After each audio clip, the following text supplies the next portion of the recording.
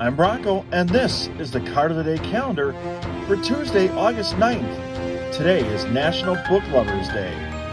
Now, this is going to seem unrelated, but hit the like button, leave a comment, and I'll let you know why in a second. And if you're new to the channel, please hit the subscribe button. We'd love to have you join us every day. Now, the comment is, do you remember Book It from Pizza Hut? That was always a great time in school when you finished a book, you got a free pizza. Anyway, all the scores and highlights, they're not leftovers. They're from Monday in Major League Baseball. They're found on the right side of your screen. Now let's move on to history. And on this day in 1970, Willie Stargell becomes the first player to hit a home run into the upper deck in right field at Three Rivers Stadium in Pittsburgh. The long ball was hit off Mets reliever Rob Taylor. A total of 7 balls would ultimately be hit that far in the stadium's history, including 3 more by Stargell. And the Pirates won that game 8-3. Also on this day, or should I say night, the first evening game is played at Wrigley Field. After 5,687 consecutive day games, the first night game takes place one day after originally scheduled because the first scheduled night game a day earlier was rained out in the 4th inning with the Cubs leading the Philadelphia Phillies 3-1. The hometown Cubs scored a 6-4 victory over the visiting New York Mets in the historic contest.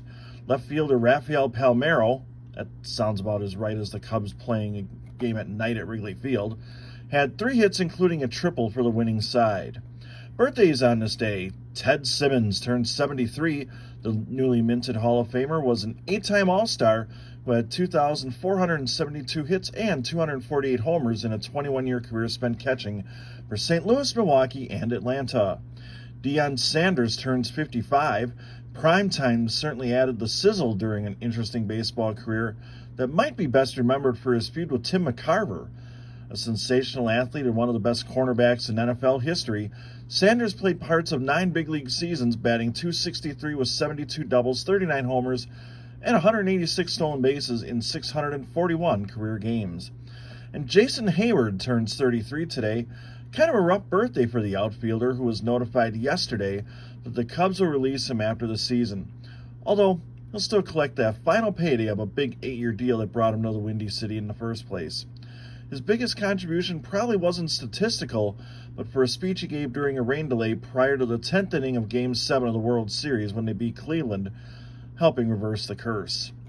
August is 1989 Donruss month here on the channel, and today we're going to go back to Rick Sutcliffe, who's actually the guy that threw the first pitch in a night game at Wrigley Field, but that was the one against Philly that was ultimately rained out. The Red Baron was a 3-time All-Star who won 171 games in an 18-year career and posted a 4.08 ERA. And in 1989, he was 16-11 for the Cubs with a 3.66 ERA. This has been the Card of the Day calendar. Go get that pizza. Book it. Sports out.